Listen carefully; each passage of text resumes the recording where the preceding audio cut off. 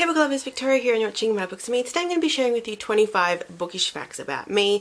Last year when I started my second channel, Just Me Victoria, link in the description, I started that channel off with a 25 facts about me video just to introduce myself. And I kind of want to do something similar on this channel, but obviously I don't want to do like a similar video where I'm essentially saying the same things.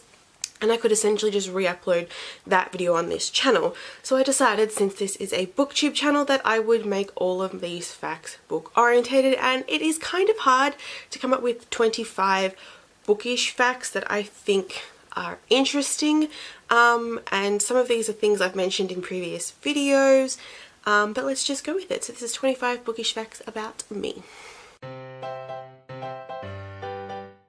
So number one, I still have a lot of books that I had as a kid, mainly because I just don't really want to part with them. They have really nice memories to them, and there are three that I loved and I used to read all the time.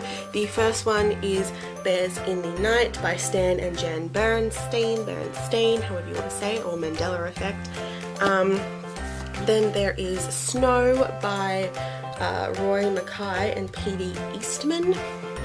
And A Big Ball of String by Marion Holland, and these are actually all Dr. Seuss beginner books, but they're really fun, and I still, even sometimes when I remember that they exist, will read them. I actually read them recently. It was quite fun. Number two, like a lot of people, I read Shakespeare in high school. In year 11 and 12 I did A Taming of the Shrew and Julius Caesar. Prior to that I did a little bit of Romeo and Juliet, and in my first year at university I did Twelfth Night, and I actually really enjoyed doing Shakespeare. When we first started doing it, I didn't think I would like the whole reading a play thing and being able to get the story, but I really enjoyed it, to the point where now I really want to read more Shakespeare. I want to collect, at this point, just the plays, maybe go on and do like the sonnets and stuff like that, but I'm someone who definitely enjoyed Shakespeare, and my experience with Shakespeare in school definitely wasn't bad to the point where I don't want to see Shakespeare ever again. Number three, I have a massive collection of history books. I'm hoping to show you guys soon with a non-fiction bookshelf tour, but I have two stacks on my non-fiction bookshelf. One stack is just general history, so that's modern, ancient, Australian, US, English, sort of just general history stuff. And then another stack, which is just as high, is books relating to the British monarchy, particularly that of the Tudor period, because it's my favourite era.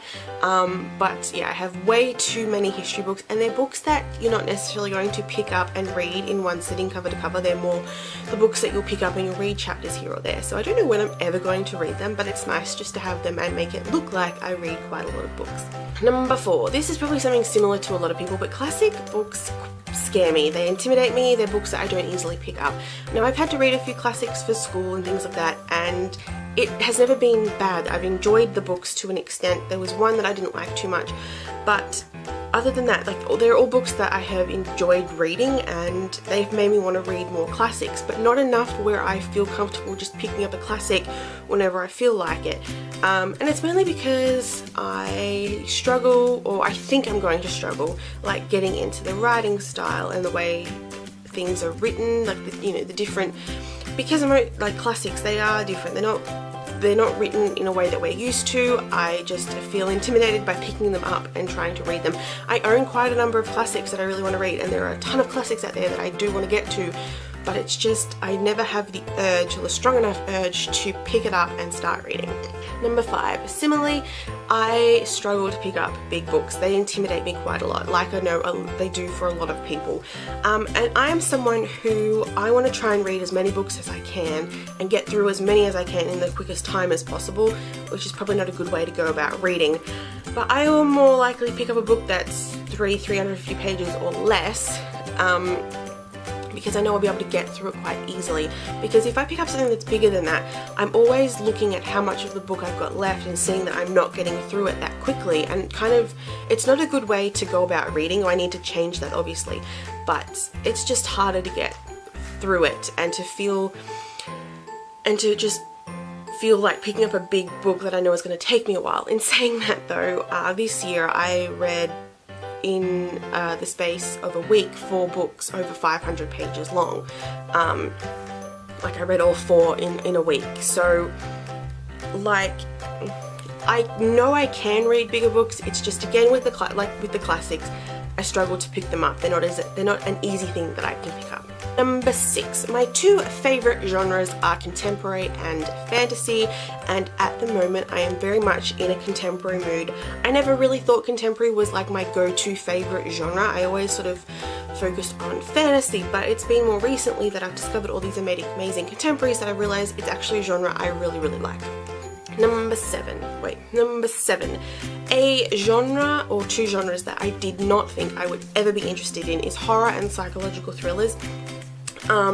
So like growing up, I sort of shied away from like the horror stuff, like TV shows and movies, because I kind of was someone who got nightmares sort of relatively easy, to the point where I was having this one recurring nightmare after watching a character die in a TV show, and it wasn't even like a gory, horrific death, but for some reason I was having these nightmares that had something else in them. I don't really remember why, because I've since seen that scene and wondered why the crap I was scared of it. So because of some of like those sort of experiences, I shied away from horror, and it wasn't until, and I've said this before, going to university, living on campus for my first year, I watched a ton of horror movies, and it got me realizing that horror is not as sort of horror is not as scary as I thought it was, and I could handle watching it, which made me realize I could handle reading it. And obviously since joining this community, I've discovered some amazing creepy horror psychological thriller books. I've read some of them and they've all been so enjoyable, and I really love the genre. And I own several that I'm really excited to read at some point, and there are a ton out there that I'm really excited to read, and I'm so glad I found this genre because it's one that I'm really enjoying. Number 8, a spoiler if I ever do this video, my most owned author should come as no surprise to anyone who watches these videos, but my most owned author is Abby Glines. I currently own 26 of her physical books, and they are all here minus 2 because I'm filming quite a few videos today, and I have 4 of her ebooks because not all of her books are actually available in paperback. So I think I own every single one of her books in some form, and I actually think that's crazy. When I looked over these and was like 26, I'm like, there is no way there are 26 books on this shelf, but like one series has 13 books in it, another one has 9, there's a duology, there's a series that's currently in the works. Like, it's crazy to think I have that many books by one author. Number 9, the longest series that I have completed is the Rosemary Beach series by Abby Glines, and that's got 13 books in it, and if I ever get round to finish the Pretty Little Liars series, that will probably be the longest series that I'll ever read. I do not think there will be a series over 16 books that I'll ever read. I really doubt it. Number 10. I have read the 50 Shades of Grey series, but I have never read Twilight, so, and I never plan on reading Twilight. But I am slightly intrigued to see how the two are connected and compared to one another, because as we all know, 50 Shades of Grey is Twilight fan fiction. So I am, since reading the 50 Shades books, I have been intrigued as to how they correlate and like the connections and things like that. But unfortunately not enough to actually pick up the Twilight book. So I mean, if you want to let me know how they're connected, I would really love to know. Because that's probably the one reason why I would read Twilight at the moment, because I do want to see how they connect. Because I can't think of how they could, because I've obviously never read the books. Number 11. I have met one author in my life, and that was Jay Kristoff, author of Nevernight and Illuminae and Gemina and Kingslayer. You all know who Jay Kristoff is. I met him last year at the Melbourne release of Nevernight. I'll actually link below to a Snapchat vlog I did of the night. It was really fun. It was something that I'd never done before, obviously. And what made it even better, in my opinion, is the fact that me and my friends were going to a Harry Potter party afterwards, so we were all dressed up, ready to go to Hogwarts. So the photo of me meeting Jay Kristoff, which I'll insert here, is me dressed like a Ravenclaw. I definitely will not forget that, and I feel like he'll probably always remember the weirdos who were in their Hogwarts gear coming to meet him at a book launch, because that's probably never happened. It's not even like we were cosplaying as the characters from the book, which would be actually awesome. Number 12. Currently I have 19 signed books, although that may have changed. Last time I counted I had 19 signed books. I'll actually link below to that video I did for that. And it actually surprised me to see how many books I had were signed. Most of them there is a mix of ones that are signed book plates and just signed books in general, and most of the books I've got that are signed have come from Booktopia when they have pre-order promotions. I will always try, I will never pass up the opportunity to buy one of those signed books if it's a book that I'm interested in reading, because I think it's an added nice bonus. Number 13, the first book review that I ever posted on my blog back in 2015 was for The Perks of Being a Wallflower by Stephen Chbosky. I honestly had no idea what I was doing. I'd seen how other people had written reviews and sort of how I thought anyway I wanted to write my reviews. It's definitely not the best book review I've ever written. I hope that since then I've improved. But it was definitely kind of sort of a nerve-wracking thing to sit down and write a review about a book and have it be the first thing I posted on my blog, and how I sort of launched my blog and everything. But yeah, I definitely think I've improved since then. I kind of don't want to go back and read it because I think it's kind of cringy as well. But yeah. Number 14. So I don't think I've ever said how I came up with the name My Books and Me. So back in 2015 I was trying to come up with, particularly at that time, a name for my blog and by extension like my social media and this channel and everything like that, and I wanted something that was a little bit different, other than just doing like Victoria Reads or Victoria's Book Nook or similar things like that, how people insert their names into like a title that a lot of people also have. I kind of wanted to be a little bit different, have something that not everyone had. Sort of thing. I know there are heaps of like unique named blogs, but then if you look at a lot of YouTube channels in particular, they're very similar names just with the person's name inserted into it. So somehow, I don't even remember how, to be honest, I came up with My Books and Me, because it's saying that my books, whether, you know, all the books I own, all the books I've read, they make up me. They are who I am, particularly like the ones I've read, you know, a little bit of them has shaped who I am, you know, even only a little bit. There's definitely, you know, each book I have is part of me in some way, so my books are me. Since then I've kind of wanted to change my name, because some days I think I don't like it, but then I think no, because it's different and I do like it, and I honestly wouldn't know what to change the name of my blog and all that to. And at this point, 2 years on, like, I get heaps of reads on my blog. I have a good number of followers across social media. I have like I've got 270. I don't even know. I've got like 270 subscribers here. I don't really want to change it, because even though I have like a small following, I want to say, that's not the right word, but you know, like a readership, like I've established like a name for me online kind of thing, so I don't really want to change that. And at the end of the day, I'm happy with like what my blog name means. Number 15. This was actually a whole video, but I really want to mention it now because they're books that I really enjoyed. I feel very lucky in the fact that in high school, like a lot of people, I had to read books at least one a year. I feel very lucky in the fact that I had really good books to read that I really enjoyed, because especially after I made a video about this, a lot of people had said I feel shortchanged by what I had to read. Like, I know that a lot of people did not like the books I read in high school, and I feel like in some places around the world, like what you read in high school and what you have to read in high school, like it can influence on whether you like reading or whether you want to like read more books outside of high school. If you don't like a book you're set to do, you might not necessarily want to keep reading. But I was very lucky in the fact that I liked my books. I own all of the books. I bought them afterwards.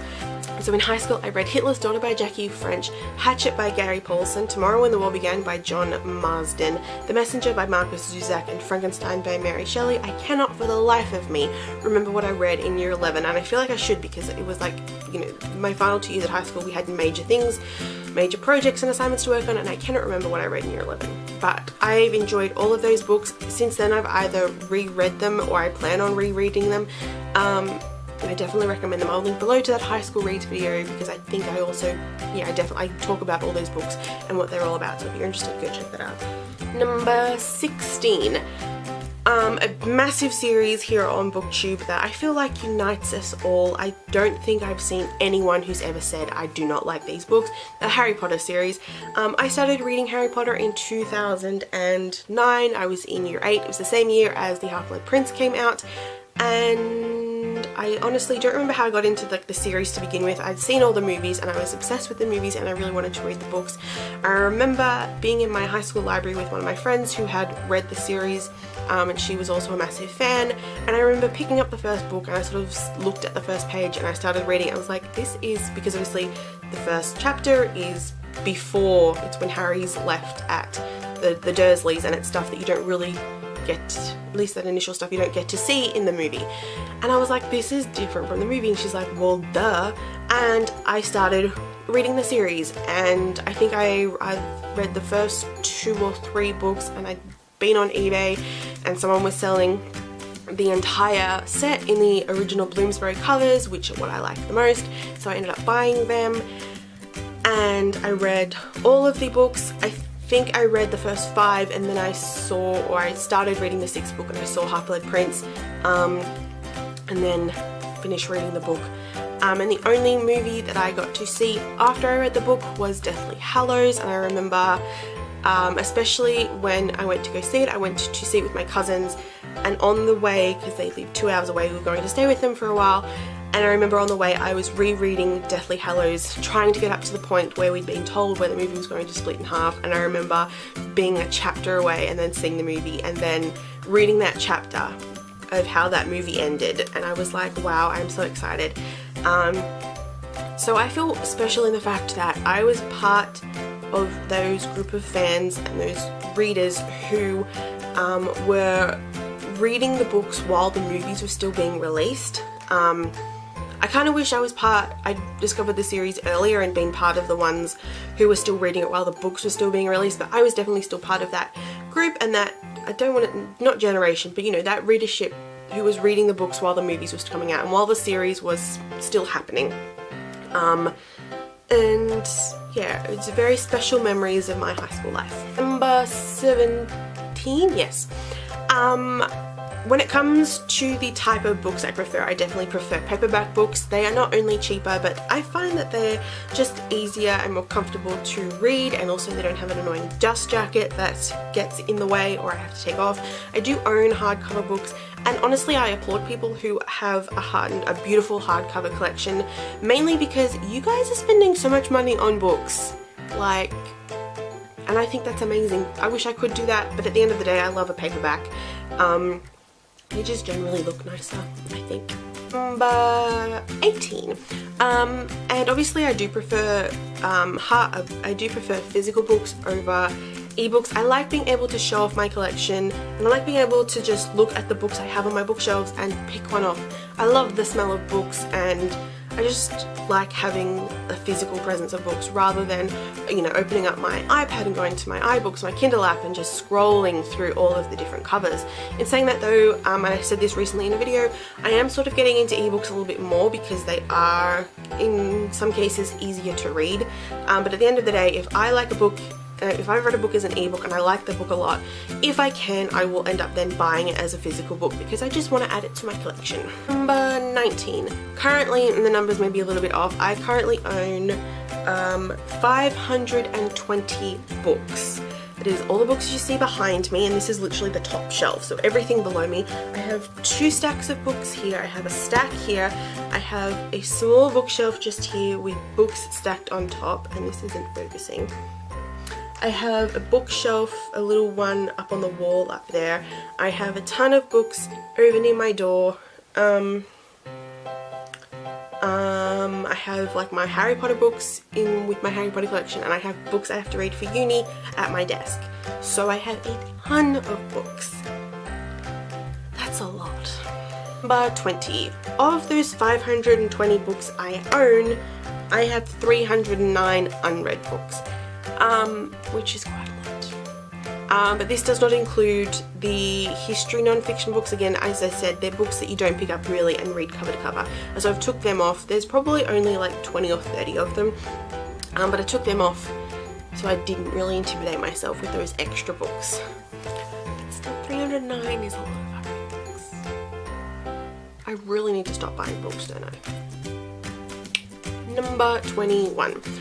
7 of the books I own I have multiple copies for. I'm not really someone who wants multiple copies of books because I have limited space. As I said, I have 3 book stacks here and I have stacks on top of a bookshelf. So I don't have enough space to have multiple copies of books. But there are several books, as I said, there are 7 books that I have multiple copies for, and there are actually a number of other books that I do want to have another copy of because I really like them a lot and I want to have like the other cover variation. So most of the books I have the multiple copies for, I either have them in, I have them in both paperback and hardcover. I have some with the original paperback covers and then the movie tie-in covers, and in particular with Harry Potter, and this is a series that I do want to get a ton of multiple copies for. For the first 2 books I have the original Bloomsbury cover, the celebratory Bloomsbury cover, and the illustrated edition, and I actually want to try and get at least 1 copy of each edition for 1 book. Am I saying this right? I want to get each edition of the book at least once with 1 copy of the book, because there are a lot of beautiful, amazing Harry Potter covers, and I don't want to go to the extent of having like the whole 7 books in each edition because that would be ridiculous, but I definitely want to have at least 1 copy of 1 book per edition. Number 22. I, like a lot of people, judge books by their covers. I'm not going to lie and say I don't, and honestly, if you or someone you know says they don't judge a book by their cover, I kind of think you're lying. I think everyone does it. There's probably different degrees of what people do, but everyone definitely does it. I'm someone who will be scrolling through like Booktopia or Goodreads or Depository, or even when I'm in a physical bookstore, and I will definitely be looking at the covers and the spines and the titles, and if something jumps out at me, I'll pick it up and see what it's about. And I know that's bad because I'm missing out on other books that might not look the best but might be amazing. And it's to the point where, especially when I am shopping online, if there are multiple editions of a book with multiple different covers, I will always try and pick firstly the one that's the cheapest, but secondly the one that is like the prettiest, the one that I like the most. And I know that's not really a good thing. I should just be grateful that I can get a book no matter what it looks like and read it. But at the end of the day, I want all the books on my bookshelf to be like the nicest. I want my collection to be a collection I'm proud of, with books that I not only like reading but I like the look of. And especially if it's a book that I really like, I want it to be the cover that I like the most. Just so that everything can look pretty. Like, I want to be proud of the books I own and have my bookshelf and the books on it to be what I really like. Number 23. I regret doing this finger thing now. The most number of books I've read in a year are 56 books, and that was in 2015 when I actually joined this amazing community, so I have you guys to thank for the fact that I managed to read so many books. I'd gone from reading like, you know, my 1 book for school and a couple of others. While I was definitely a bookworm and a reader, I just somehow just did not get around to reading enough books. So I went from reading probably maximum of 5 books a year to reading 56. It was like, that's an insane achievement. I think 56 books for anyone is an insane what's the word? I think reading 50, like anyone, no matter what your reading goal is, no matter how many books you accomplish, it's amazing. But going from like barely any books a year to 56 was insane, and I honestly think I'm going to beat that this year because I've read like 30 books already. So, number 24.